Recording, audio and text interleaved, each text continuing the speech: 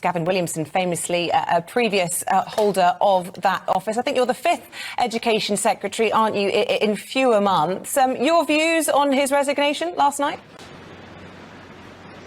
Well, I mean, I think it's probably a good thing. I mean, you know, what he said is he didn't want to be a distraction. Clearly, as you were just hearing from Lord Frost, there's a lot of things that the government has to navigate, a lot of difficult things, not only climate change, the war in Ukraine, but of course those economic challenges that he was talking about.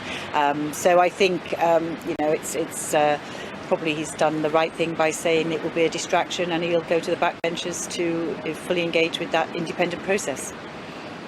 Gillian, people will be asking the question, should Gavin Williamson have even been in Cabinet in the first place? I mean, all you need to do is take one look at his ministerial record. 2019, he was sacked at Defence. 2021, he was sacked at Education. And just last night, he resigned from Cabinet office after just 2 weeks. And Rishi Sunak has spoke on a step of Downing Street, talking about integrity and professionalism and accountability. It was meant to be this great reset moment, wasn't it? And it's almost as though Gavin Williamson kind of let the side down. Well, I mean, it is a reset moment, and obviously we do have a very strong cabinet. I mean, Rishi's got a cabinet with lots of talent, lots of people who've been there before, and then lots of fresh faces like myself. But, you know, the reality is this does sometimes happen in politics. It's unfortunate. I mean, I think Peter Mandelson made more comebacks than Frank Sinatra. This does happen occasionally. Not something that you welcome, not something I hope will happen to me, but it isn't entirely unusual. And that's because of the political scrutiny, because of the pressure, and also because of the you know, the various you know, changes that go on and that you have to respond to very quickly. Lots of people will be thinking that this is the beginning of the end of the honeymoon for our new Prime Minister, and that's going to come to an abrupt end, surely, with next week's autumn statement. We've already got the highest tax burden in this country since the 50s. That's set to go up. Lots of talk in the papers about how on earth that's going to be done, talking about the top-rated tax going up to 50 pence. We've got lots of talk about stealth tax, inheritance tax. The Telegraph saying Conservatives will regret going after Middle England, and the Daily Mail also saying it beggars belief. Hunt is mad to go after the wealth creators and savers. Well, they're all speculating 1 week and 1 day before the Chancellor actually delivers his statement. So clearly you're going to have to wait for the statement to know what it is. But we do understand all the parameters of this. You know, I think Rishi spent the whole summer going round basically saying how difficult this was, and that he was going to be honest with people and face up to what are hard truths that people don't always want to hear. But the reality is, leadership means that you need to show that, you know, show that honesty and integrity, and be upfront with people about the challenges. Not just us, let's be fair, it's not just us, it's people all over the globe are facing the same challenge. You know, the moral of the story is you can't close down the world's economy, not just ours, for 2 years and not have an impact, and then have your first war in Europe in 70 years and it not impact in any way. These things are impacting very deeply, whether it is you know, the impacts in the recovery from the pandemic, or whether it's the impact on the energy crisis, and of course, and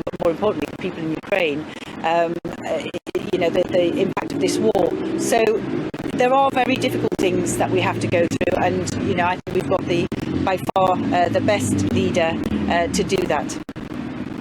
Gillian, you may have just been hearing here in the studio Liam Halligan, our economics and business editor, with his exclusive interview with Lord Frost. He was talking about raising taxes into a recession, which is obviously what's due to happen in the upcoming autumn statement. He warns, Lord Frost does, that this will cause a vicious downward cycle. He says you have to be cautious when economic conditions are getting worse, that we are not making people's situation worse. What's your reaction to those comments? Well, of course, they're difficult balancing acts, and that's exactly what the Chancellor is doing right now, trying to balance all of those things. No easy decisions here. This is very, very difficult, challenging times. And, you know, of course, mistakes were made in the previous with the previous Prime Minister and the previous budget, and we need to make sure that we don't make those mistakes again. What's your own view on the triple lock? I mean, no one was ever expecting when this pledge was drawn up that inflation would be so high. Can the government really afford £11 billion to pensioners at a time when you've got workers turning up at the Trussell Trust and a quarter of people using food banks, actually people in working poverty? Well, this is the big questions for the Chancellor. That's exactly what. But what's your own view? And of course, you'll understand that. Well, you'll understand that that would be really unhelpful for me to do that. So you're going to have to wait. It's only a week and a day. So a week tomorrow, you will get the autumn statement, and obviously there'll be lots of us out and about on the media explaining why we've made the choices that we've made. But I don't know what the choices are. I wanted to ask your reaction to what we've seen this morning, reports of a policeman who's been injured at a Just Stop Oil protest. Not clear yet what the details of that are, but we're also seeing reports of a journalist that was arrested whilst doing her job. What's your reaction to what we're seeing and hearing, and your reaction in general to the Just Stop Oil protesters?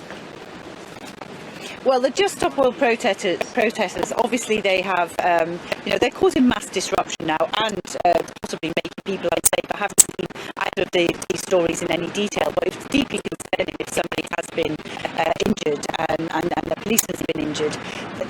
We have COP27 going on. If you are serious and want to be constructive about climate change, about making those changes, then if you are serious about that, you should be going to COP27. You should be constructively engaging with that dialogue, not sticking yourself to parts of the M25.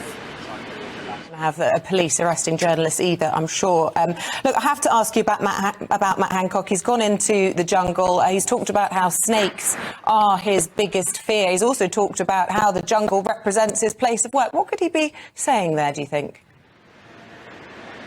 Oh, I have no idea, but it certainly doesn't represent the place of work that I go into every day. But I would not sign up to go into the jungle for anything, no. I would leave the snakes and the creepy crawlies to Matt. OK, Gillian Keegan, Education Secretary. Thanks for being a good sport. Good to talk to you this morning.